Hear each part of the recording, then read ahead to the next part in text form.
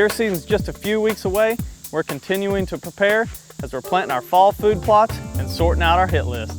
Growing Deer TV is brought to you by Bass Pro Shops, also by Reconics, Trophy Rock, Eagle Seed, Nikon, Winchester, Scent Master, Dead Downwind, Antler Dirt, Lacrosse Footwear, Whitetail Properties, Blood Sport Arrows, Outdoor Edge Knife, Flatwood Natives, Morel Targets, Caldwell, Hooks Custom Calls, Montana Decoy, Summit Tree Stands, Drake Non-Typical Clothing, House Lubricator Products, LEM Game Processing, G5 Broadheads, Prime Bows, Redneck Hunting Blinds.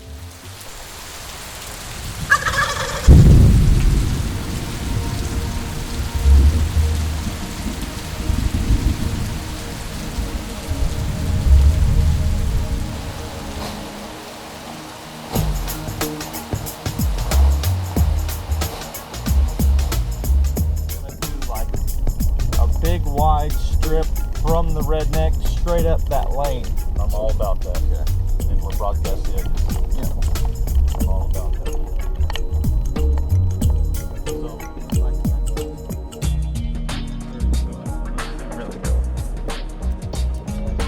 There it goes. We're working for you. That's the best way of doing this, is there? Yeah. I have found that it's just easier to go ahead and get a good hole. I'll say this, last night I got home about 8:30 and the last thing I wanted to do was run, but I did. Proud of you. You won't have to run tonight, I'll bet. Go over your shoulder here. Yeah, and you kind of get it where it's held up high, and you learn to get that where you're not bumping yourself. You're figured out pretty quick. Either that or you ever watch Western with the Gatling gun?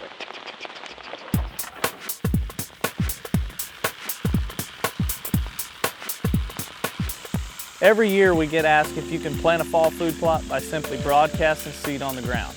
The answer is yes, but there's a lot of variables you need to consider, and most importantly, rain. If no rain is in the forecast, it's better to hold off and wait until a rain is forecasted.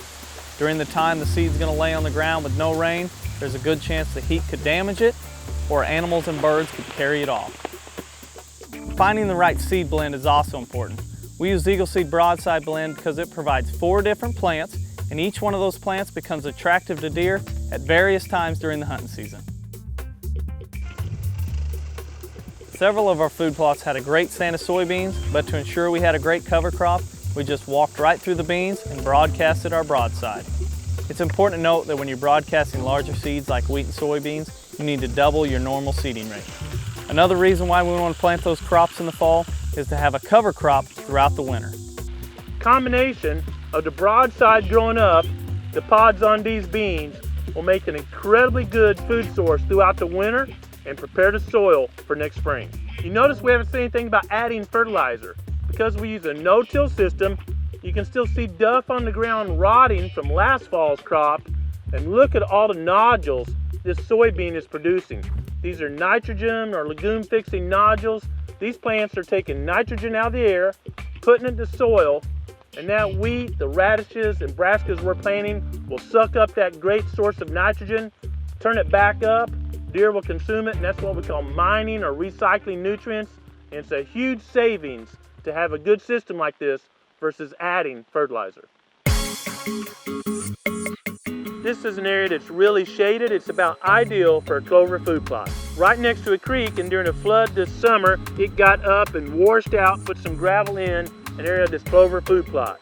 So this rainy day is a great day to replant this area. There's very few weeds in here, so I've got some clover seed. I'm just gonna broadcast it, let the rain come down and actually splash up dirt, cover these very small seeds, and let it grow throughout the fall. We planted until the rain stopped that day, but the next day we had totally different circumstances, so we had to use a different practice. Today, we've got a bluebird day, bright sun, so we're gonna do things a little bit differently. Our number one goal when we're planting food plots is great seed to soil contact. And with the next couple of days being hot and sunny, we know that broadcasting is not our best bet, so we're gonna start up the tractor and plant it with a no-till drill. With rain falling only a few days after planting, we're excited to get back up there and see how much the broadside has grown.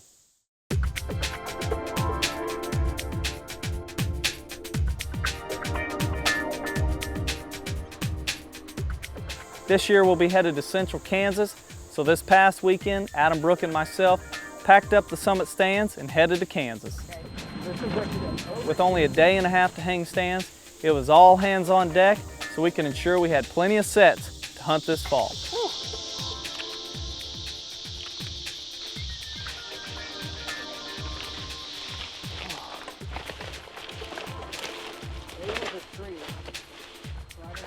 Tell me you love it. We scouted and hung stands as fast as we could work, and we found some great locations. Basically, they come through here. Well, it goes right there. They cut it and they go right to that corner too. Yeah, they love this water. Found probably my new favorite spot. A lot of trails intersecting. There's a lot of blowdowns. There's a couple old mounds where it looks like they've done some dirt work. It's bottlenecked the deer all right in front of this one hackberry tree. We're gonna get it up, see what the view looks like from up top. Oh, whew!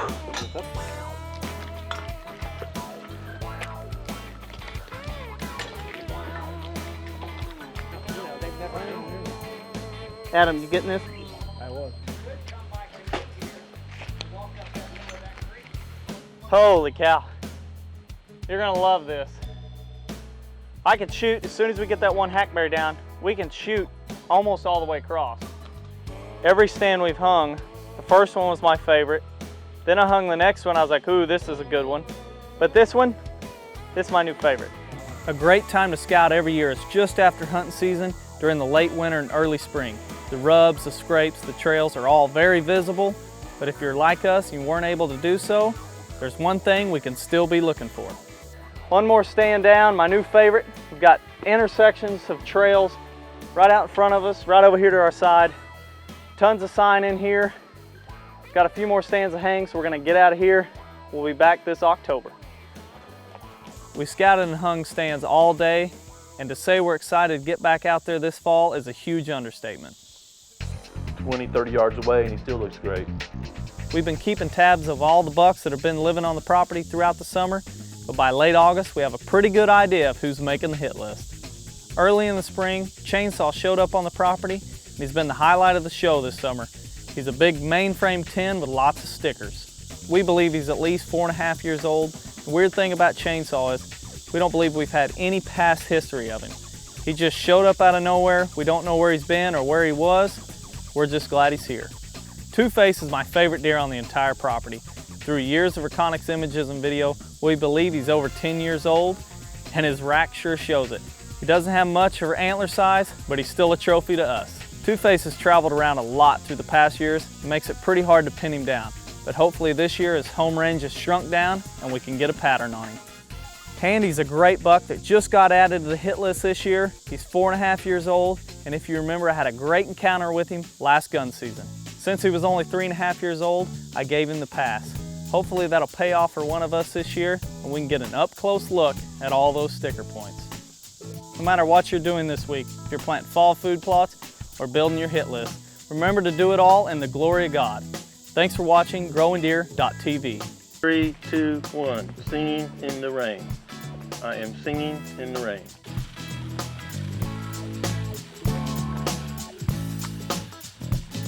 Up nutrients and minerals, pulling it up.